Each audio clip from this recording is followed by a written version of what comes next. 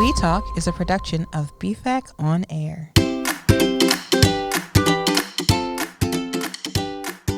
Welcome back, everyone, to We Talk. I don't know what camera to look at. Where Jenna and I, We talk. we talk. We're coming to you live. We're not. We're not live. We're not live, but We're we not are live. in a different space right now. We are in the gallery right now. This is why I don't know what camera to look at. I'm gonna look at you. You're going to look at that camera. There's a camera over there. Yep. Right? We had a great, we talked today to Michael William Foster. Yes. Or just Michael Foster, Michael because Foster. his mama used to call him Michael William Foster when he was in trouble. And we meant nothing by it today. Yeah. But we got a chance to talk to him. So right now we're Yeah. sitting out here in the gallery. We are in the BFAC gallery Yes. right now. Yeah. We are surrounded by his works, by Oh his my art. gosh, such unique, interesting art pieces that that are also playful. Yes. Right. So sometimes, and I think he spoke to this a little bit. Sometimes there's some highfalutin artists that create for the sake of creating, and he likes to. Michael Foster likes to have a little more fun Yes. with his art to bring the viewer into it. Right. To bring you into it. But it's fun, but it also has meaning and message. Like really does. there's this duality almost to his work of like fun, kind of playful things with serious tones there as well. Yes. And it's interesting because one thing we talk about too is like when you go and look at the art, and this is with a lot of art, you might see something and then you come back and look at it and it's like something else hits you. Yes, totally. And depending Totally. on where you are, like there was one piece I looked at where I was like, oh my gosh, like how fun is that? And then another time I came back and looked and I was like, oh man, it just like gut punched me almost, Yeah. you know, like Yeah. wow, a word popped out or something. And I was Yes. like, man, that means a lot. Well, there was a piece that I said that really I loved so much, and he said that was one of his newer pieces. And you know, knowing after our conversations today together, Right. I am feeling and seeing different things out of that piece than I did Than you did before. before when it was just in the gallery without that kind of explanation. Yeah. Yeah. So Michael Foster's actually going to be at our opening Yes. on June 21st. So this is a great conversation we have about art and the philosophy of it and who he is as an artist and why he is the way he is as an artist. But he'll be on site for that on June 21st. And then other times you can come and see the art or purchase the art. You can do that throughout the summer. Check out our website for any dates that were open for you to come in and take a look. But it is, I feel like it's such important work for where we are right now because of both its playfulness and its conversation. Yes. And Michael Foster seems to be a relationship building Oh, very much so. artist. Yeah. A culturally building artist Yes. with respect for both the art and our societies. Right. You know? And really wants to kind of show the world and help us as people Yeah. like connect with each other more, and not just like with each other, but Totally. like take a step out of your comfort zone, connect with other cultures, see Yes. what's going on. Yes. And, I know one place that's really near and dear to his heart is Japan, and Yeah. he works with, I forgot the name of the club, the Chicago Japanese Club. And we'll say right up front, he's not Japanese. He's not Japanese. He says that right out. Right. But it's passion, like that culture and that world. And I think he talked a bit about it, and it's interesting to hear how it's influenced him and how just from an early age, I won't go into it, but an early age, it like started to impact him. He researched his own life. I Did you know. notice that? That was so cool. And to go back, and this, it's called Hello, I Must Be Going, a retrospective. And truly, it like kind of, we go back and kind of see how Totally do. like this path. And it's really cool. Yeah. Yeah. Yeah, I love it. So join us at the opening reception. Join Yes. us to come see the work anytime you are around, that we are open with it. It is Hello, I Must Be Going, a retrospective, the art of Michael William Foster. Yeah. So I don't think we should talk on any longer, though. No. I just say thank you for joining us and listening while we talk to Michael Foster.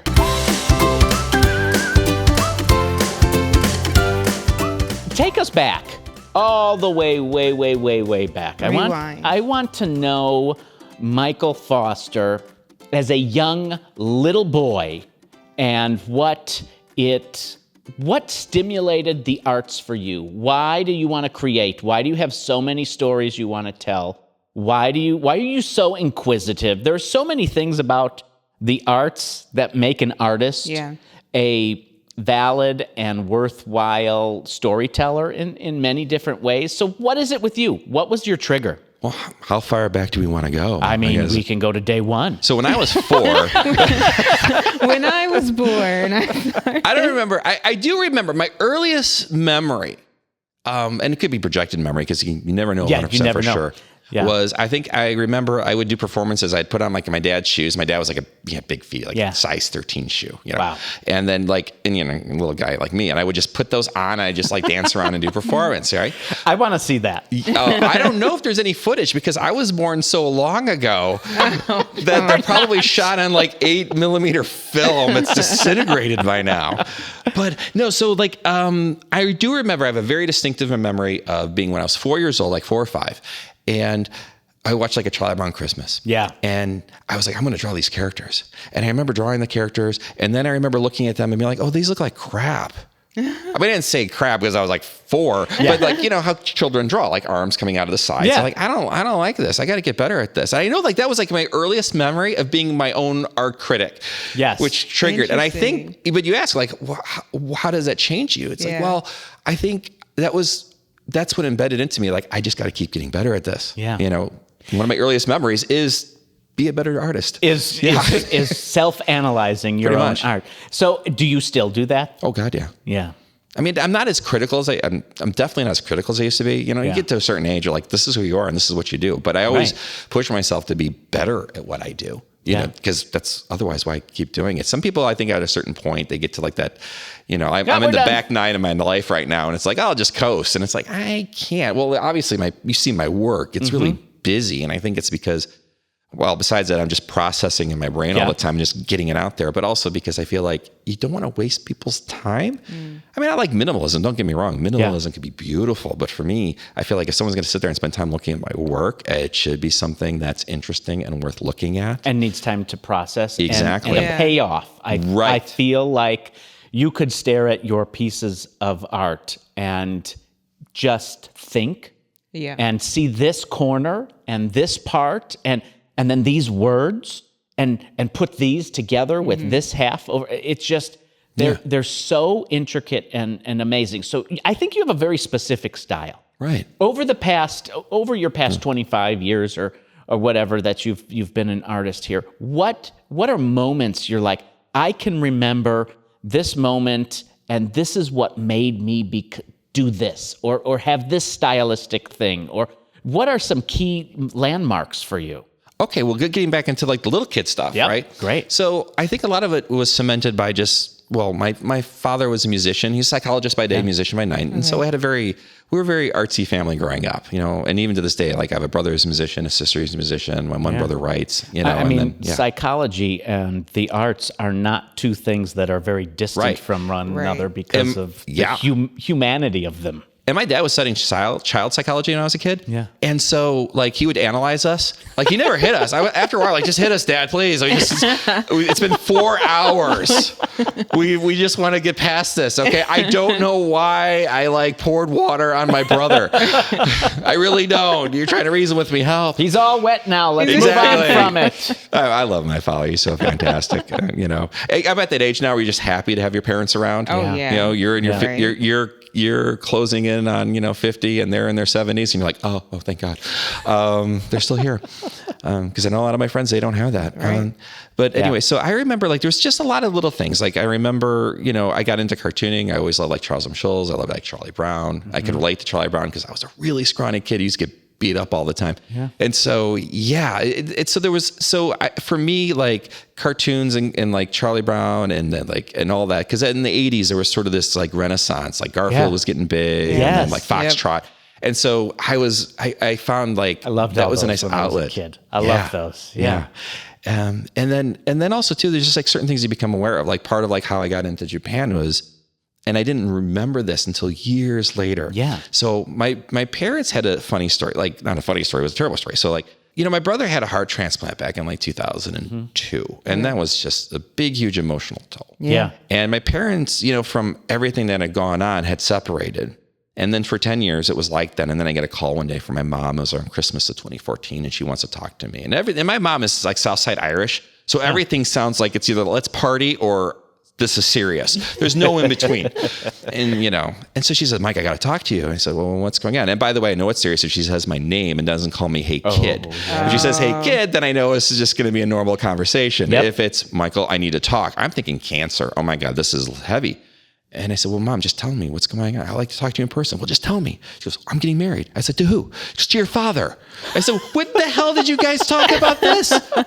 So they get back together, and I swear, and I've asked my youngest brother, David, did you go back in time like Marty McFly and change things? Because literally I show up to their house 2 days later where my dad was living. My mom's moved in and everything's different. My dad's wearing a kilt. They have a Beagle now. He's driving a Jeep. History was rewrote overnight. Okay, we'll run with it. Well, in that process, they were going through all their old stuff. They find this book that I have that I drew when I was in second grade. You remember we were young, like for Christmas, the school would have you like draw like, they'd Xerox, like, these are my favorite things. This is what I like. This is what drives me nuts. All that stuff. So I'm going through this book that I hadn't seen in like many, many years. I drew it when I was like 6 years old. And one of the places I'd like to go, Japan. Now, here's the thing. This is before the internet, which is such a long time ago. I was pre-internet. I became fascinated. Like, I had to have seen this. This was a very specific drawing. I was using pinks and purples. It was very different than everything else I had worked on. So I decided to go on the hunt. Why? What happened here? That? Yeah. Besides the fact that my grandmother, who was Filipino, came to visit us, and she met my grandfather during World War II. So there was always this little bit of like, Asian history involved with our family.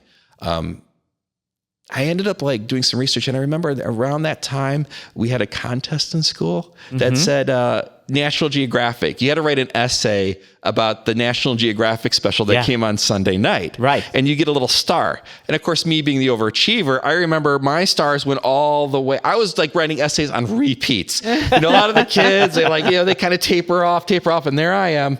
And I remember I got pissed because I missed one night, and I'm like, oh, come on, I could have had that star. Right there. So I looked up National Geographic specials from that time period. Wow. And there was one called The Ancient Treasures of Japan. And it was about how in Japan, they treat their artisans like national treasures. You know, if you're a sword maker, if you do kabuki theater. Well, this is the way it should be. Right. It really should. I mean, we are artists are creating a history for the future it is an artifact. Artists create artifacts, and I think they should be treated that way. Yeah. In every culture. Yeah. Right.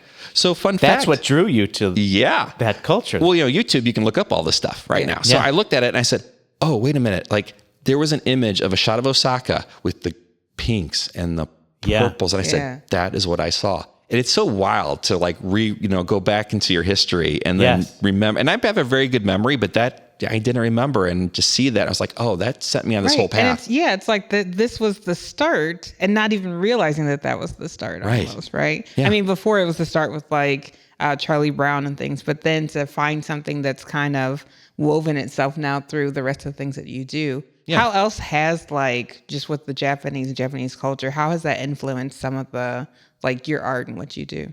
Well, I think I was very lucky because I grew up in Mokina, Illinois. Another thing that a lot of people don't say, get off of Mokina's back, man. It was another great town.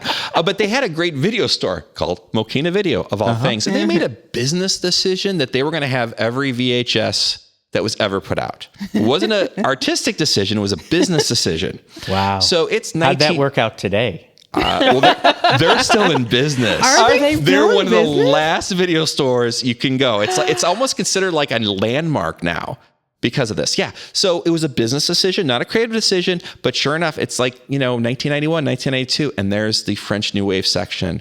I had access to Kurosawa and Ozu and anime, which, I got to see Akira. I got to see My Neighbor Totoro. I got to see all these films. Which nowadays, of course, for the young people, let me explain. In the old days, you had to drive to a location to get media and then drive it back to put it into a machine and then drive it back again. And so much is free today that you can just consume and see. You had to spend money to rent that.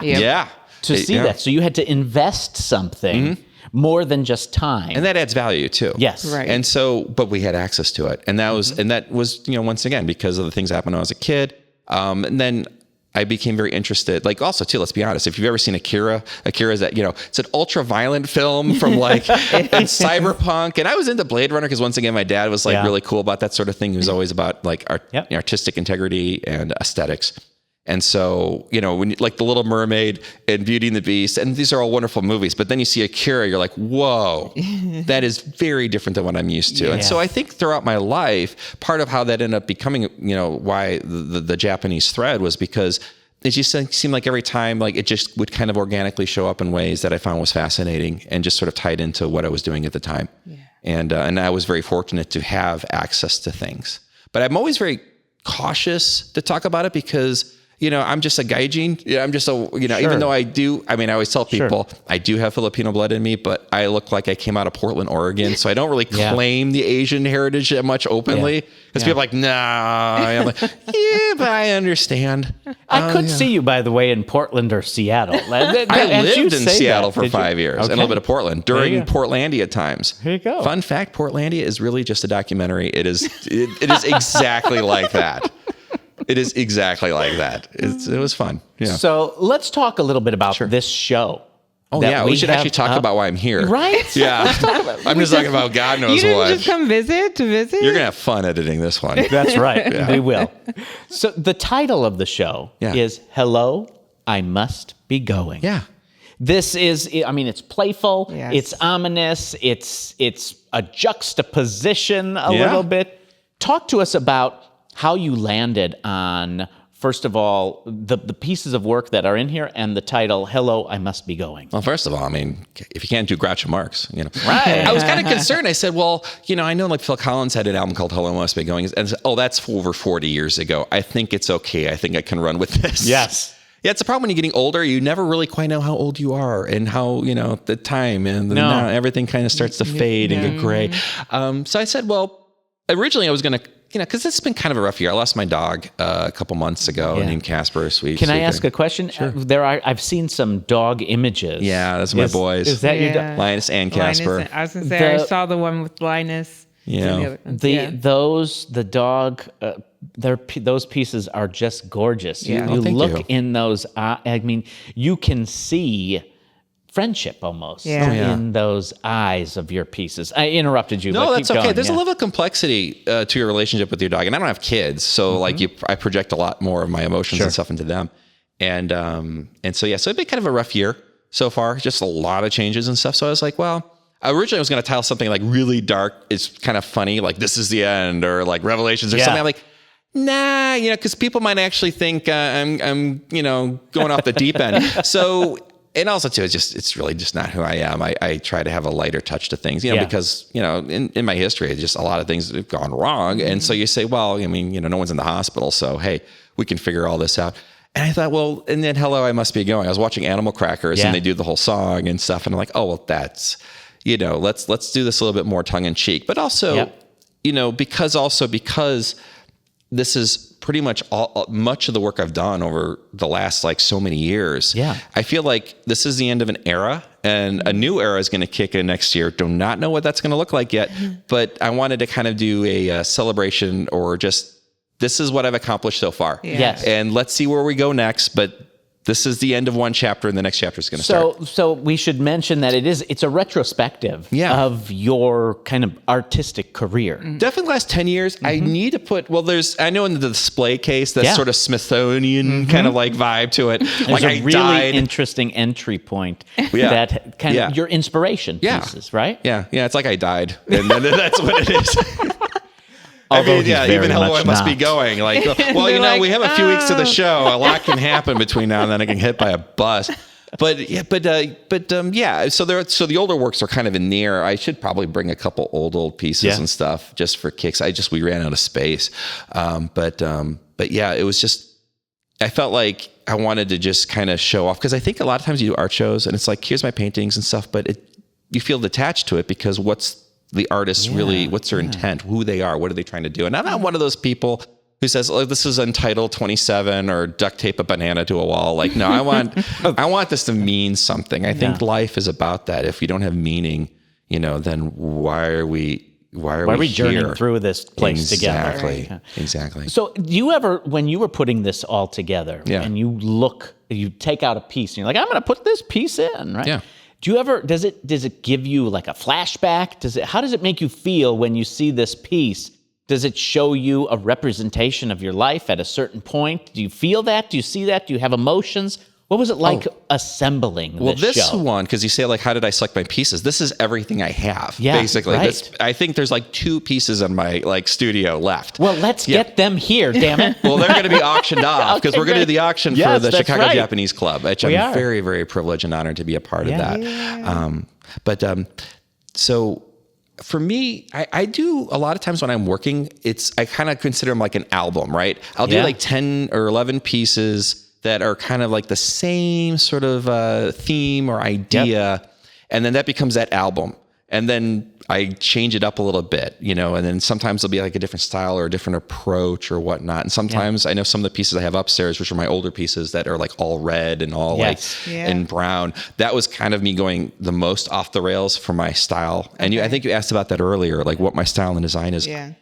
When I started painting something serious, I think the first time I was 25. When I painted something, I'm like, oh, this is good. Like I thought this is really good. It took me, and I've been drawing since I was 4, doing professionally since I was 15. I drew a series of children's menus for a chain of restaurant in Texas. And that was my first professional gig. First money. First actual money. Yeah. Made a few $100. That was big money for a kid in 1991. So the first time I think I was 25 and I painted this one painting, I'm like, oh, this looks really, really good. And at that time, I was really getting interested in how information technology affects us. Yeah. How buzzy the world was becoming. And this was right before the iPhone came out, but you can already feel it with the internet. I had been kind of an early adapter to these technologies. And I could feel like it's just changing how we think. This is changing who we are. Our iPods and everything, at the time, that's what we had.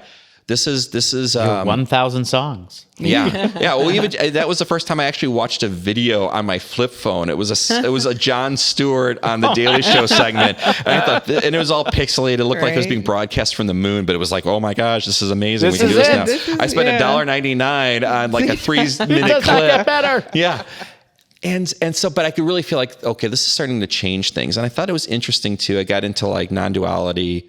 And the idea of like how we can be multiple things at once, and of course my dad being a psychologist, so you start getting into like loss aversion, you start getting into these concepts, and I thought, well, I kind of paint that, I want to paint something that is highly complex, that tries to help us understand and process the world around us. Yeah. So a lot of times the way I would describe it in those days was I'd have a character on the painting, and then there was this information floating around them. You do. You've got these ciphers. You've got these bits of text. Yes.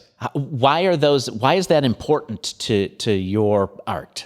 Well, I think like everything, it becomes like a process, and you say to yourself, why do I have to have text? Because a lot of people really don't like to have text on their paintings because they want it to, well, what does it mean to you?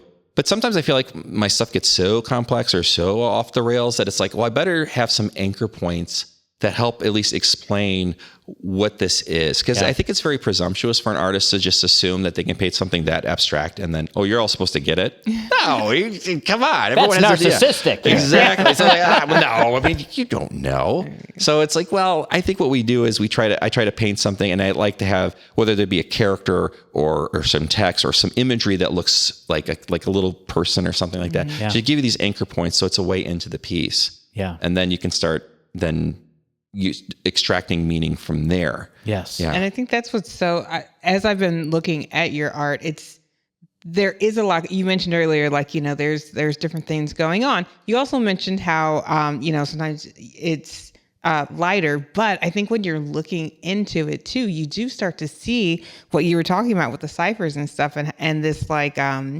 like these two different kind of worlds or things happening. And one of the pieces, this is what I meant. I think being able to see like there's this dark space and then there's these like other colors.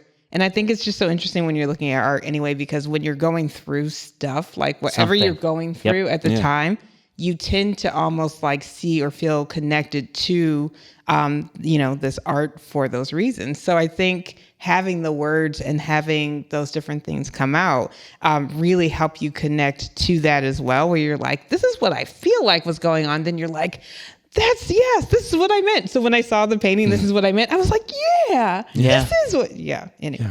No, I get it. Yeah. So when you do that, when you create these pieces, how much of it are you going into it and you're like, oh, this thing happened in the world and I need to speak about it, and I sit down with my plan and I put this thing onto canvas? Or how much of it is I sit down and I don't know, I just have this kind of, I'm feeling bothered by this thing of the world, and I just go, and it comes out and tells you what it is. Tell us about that process. The answer is yes. To all of it. The answer is all of it, yeah. Well, okay, so like, for example, I do painting, but I also do screenwriting. I do photography. I do video. I do a lot of different You things. are an all-together You're a creator. artist. You are a creator of I have things. my moments. Yeah. But Right. But anyway, but what's interesting, so a lot of it starts with this core idea. And the idea says, well, how would this be best articulated? Is this a story? Is this a photo? Is this a painting? Is this a screenplay? And so it's the content, or I should say, content drives content. Maybe, no, Right. but the idea is that the idea drives the execution of the content. And so a lot of times with paintings is, well, if I can't put it into words, then this has to be visually interpreted. And a lot of the paintings you see are like a moment in my life where I was trying to figure something out or trying to understand something. So it's very personal.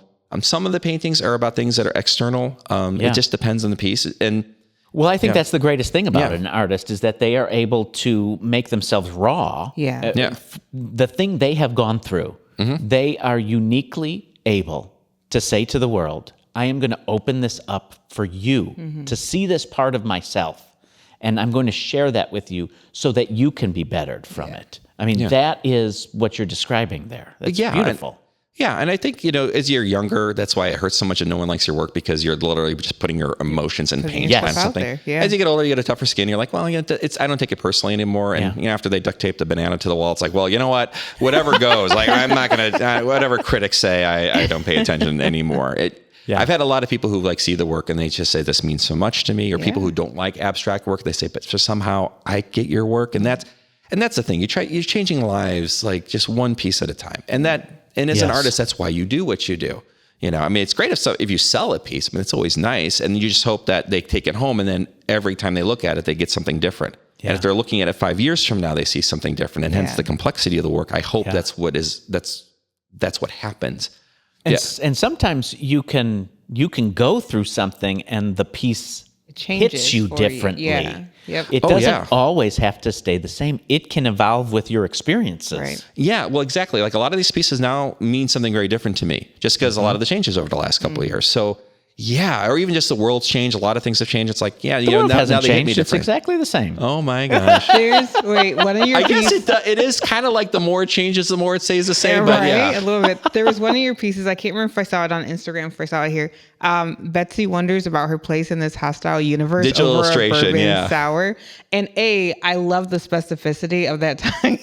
Like it's so specific. But then when you look at it, like you see the Betsy sitting there, the cow, and then like you kind of look at it and you're like, oh, haha, that's funny. But then when you think about the title and you see what's going on, you're like, that could be any of us sitting, like thinking about our world right now, drinking anything. Well, it gets kind of Rick and Morty, doesn't it? I have a lot of aliens and characters and weirdos in my paintings and stuff, because they're easier to access. But I think they're so fun. Yeah. Well, that's just it. And it's someone once described my painting as David Lynchy, and I thought that's a great compliment because I love David Lynch. But the fact that there's this sort of like glossy, kind of happy-go-lucky, colorful vibe to it, but there is a sort of darkness that's underlaying a lot of the pieces.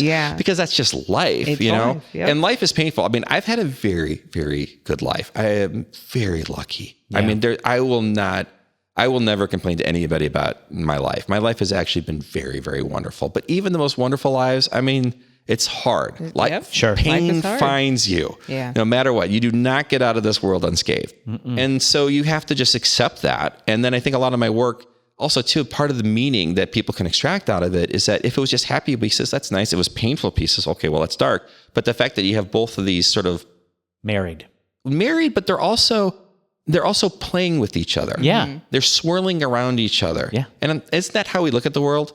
Right? We're trying to we have that cognitive dissonance. We're like, I don't understand. I don't get this. And this doesn't make any sense, but it's this way, but it's also this way. And so I think that adds this sort of emotional momentum to the work, that it doesn't just mean one thing or another. But I do love the fact that you think it's going to be one thing, and then the deeper you go into it, there's so much more emotion and thought and maybe even a little bit of darkness to it. I was actually, someone was reading my screenplay, an actress, and she said she loved the fact that I described the one character, the Japanese character, as kawaii. Initially, I'd say, she's a cute kawaii character. But as you read the screenplay, you start to realize there's so much more to this character. So I think it's something I've kind of embedded in all of my work, in a sense. Yeah. Is that you start off with this is happy-go-lucky, this is going to be fun, and then the deeper you go into something. But isn't that what makes it great? Right. Is that the complexity? Yes. But you don't hit people with the complexity right away. You hit them you give them access points.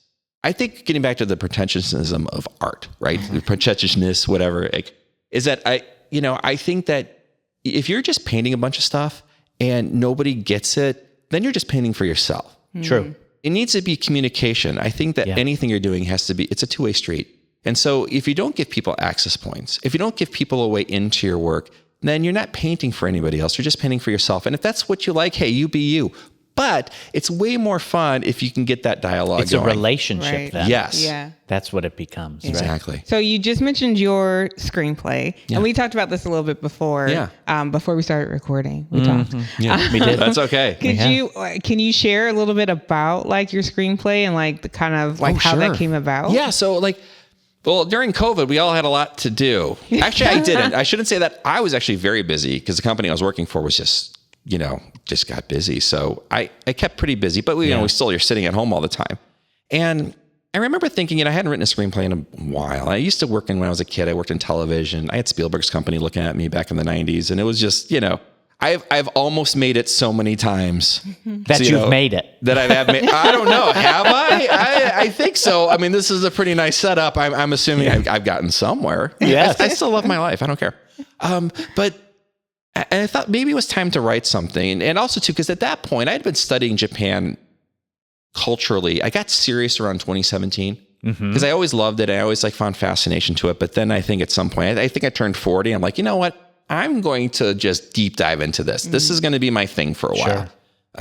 Because I don't have kids. I have a lot of free time. Let's just see where this goes. I'm also too, because I think at that point the news was getting really bad on television. And that's when NHK, which is BBC for Japan, shows up on cable.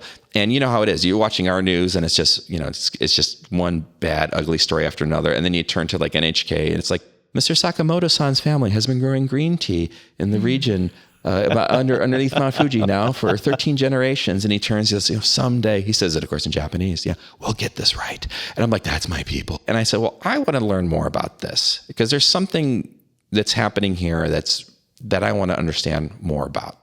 And so I'll say instinctually from that little child, you were feeling that. Yes. Yeah. Oh yeah. So you start plugging and playing. So then I had all this information about Japan. I should write a screenplay set in Japan because at least I can do something with this. We weren't able to travel for a couple of years. Yeah. Right. And so I'm like, okay. So and then basically there's movies that I love. I'd say I love Aaron Sorkin work and I love, Lost in Translation. So I said, well, what if we did that for today's audiences? But yeah, I wanted to write a movie that I wanted to see. And so the idea of having a romantic comedy that is that ping pong 1940s screwball comedy dialogue, but in two languages. Right. And to write something that would be funny in Japanese and in English, I'm like, challenge accepted. Yeah. So the idea of writing, this artist who goes to a art show in Osaka, and also too, to sort of flip a lot of the stereotypes on their head. I didn't want to write something where it's once again, even like Lost in Translation, where the characters go to Japan, it's like, oh, what a weird, fascinating country this is. I wanted it to be like, no, they're in. We know Japan. The Americans want to be there and write about the similarities as opposed to the differences. And the more I deep dived into Osaka, because I'd never been to Osaka, I realized how similar it was to Chicago. There's a lot of things very similar. We both have cursed sports teams. We're both comedy cities. We're both foodie cities. The cursed sport team thing, having that in common was fascinating. Yeah. Do you know about this? No, I don't. Tell us. Do you know about this? No.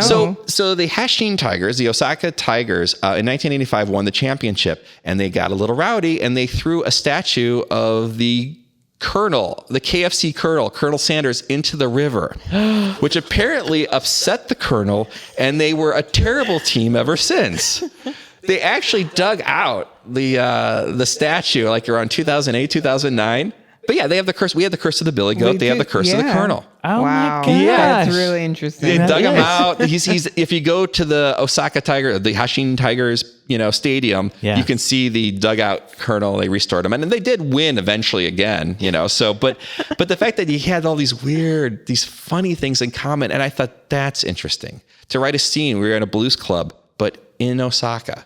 Yeah. They have characters just like Ferris Bueller at a Halloween party in Osaka. to mix and match those two cultures seemed very fascinating. You know to what? me. And that, going back to the relationship we were talking about earlier, between that creates a relationship between cultures. Right. It builds up something, and that's what I think art has the possibility of doing, no matter what its medium. Mm-hmm. Yeah. You can build people up using these things instead of the divisiveness that we are so used to around everywhere.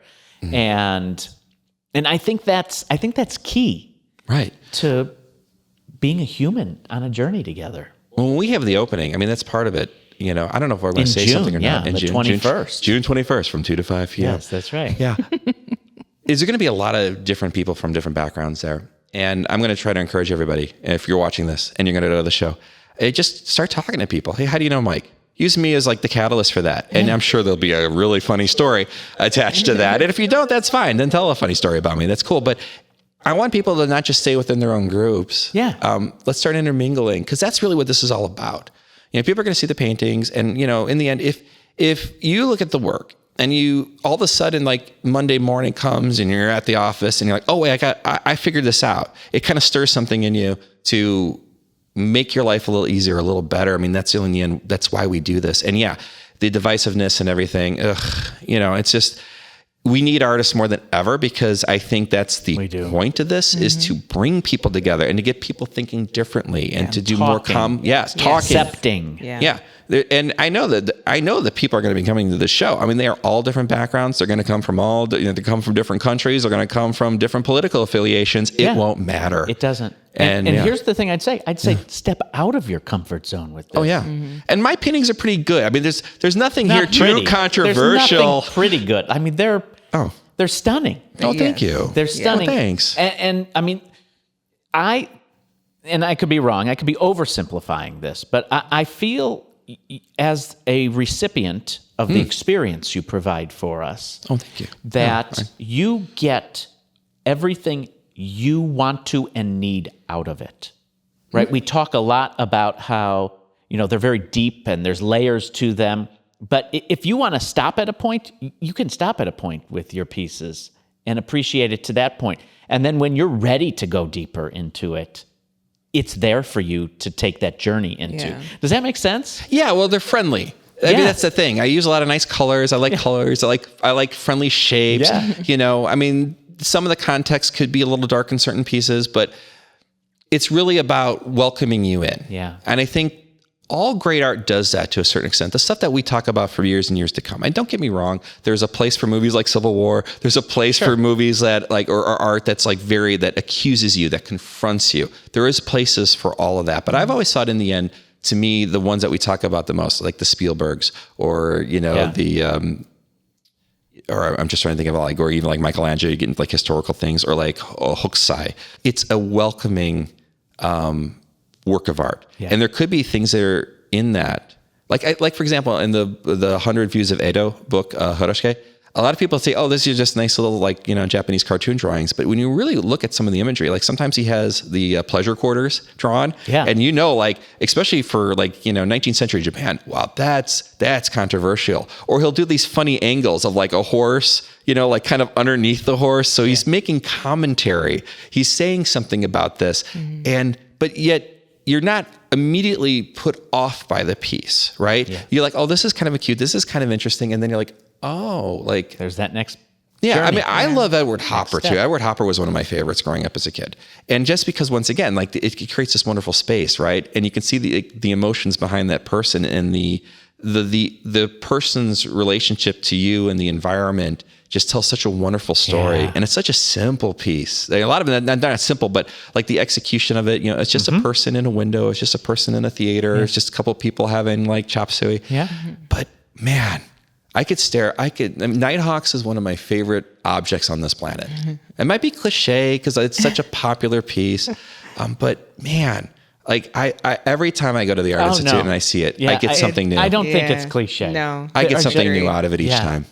Yeah. Yeah. It takes you, just imagine being there. Right. In that space. Yeah. Yeah. Right there. Right. I need to talk about something. Sure, let's do it. Before we let you go. I need to know how you feel about digital world.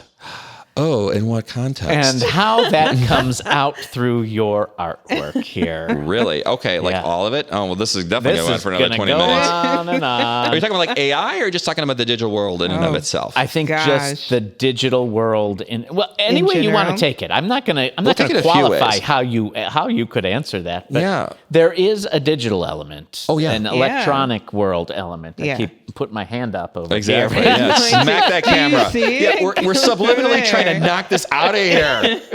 I don't know. I'm not a Luddite. I'm not technologically, I'm not phobic about that at all. Technology it is what it is. It's just another tool. It can be used for good. It can be used for evil, just like every other tool. I think it's here, so we have to accept it and we have to understand it. I think the problem, like with most technologies, is that we unleash it upon the world and then we wait 20 years and then we try to figure out what it means to us. And now it's moving so fast and it's getting so embedded that we're now having the discussion of social engineering, that whether we know it or not, we're all being socially engineered by what's coming in through our phones, that we have to have these complex conversations now. Yeah. That we have to really start understanding what this means to us, because it could take us to very dark paths if we are sleepwalking through this. Because it's not like the nuclear bomb. You know what that's going to do to you, right? We know, like, when technology came to us in the past, in the analog age, we could have a pretty good idea.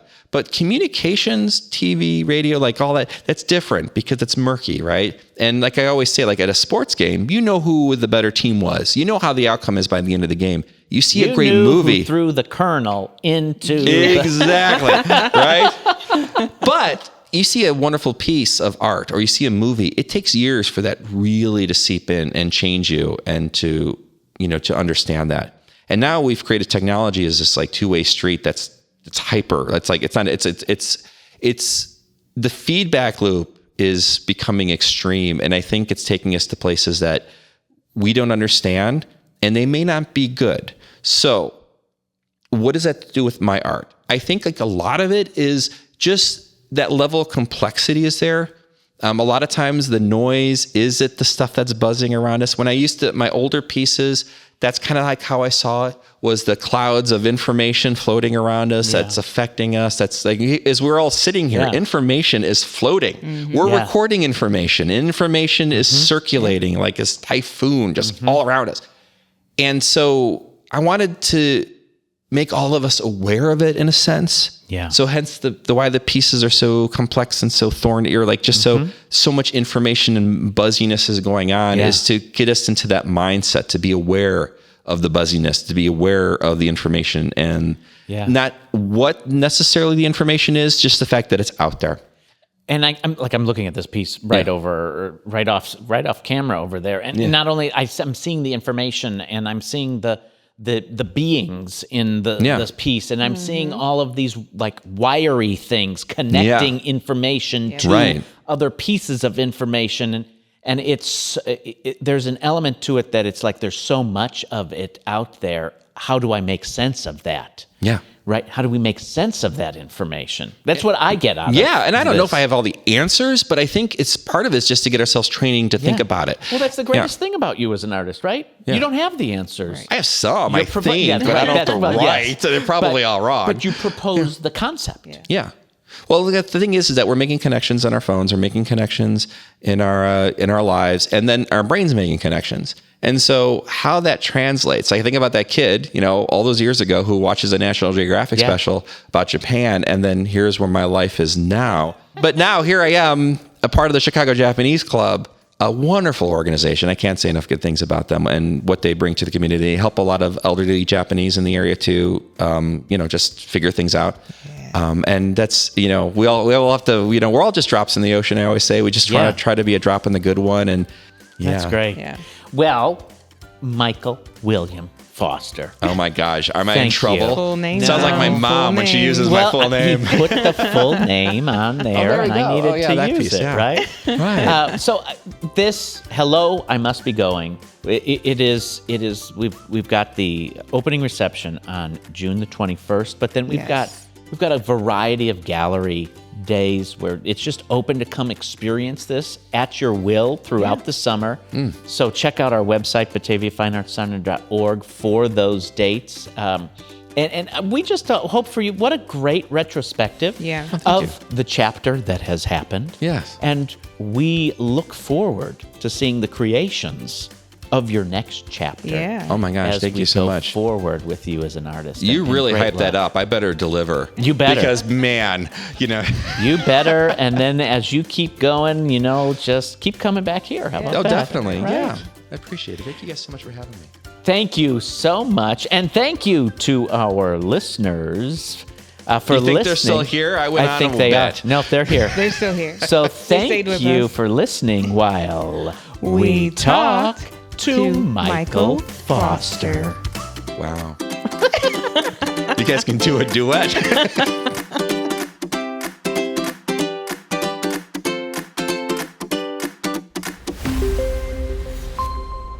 We Talk is a production of BFAC On Air.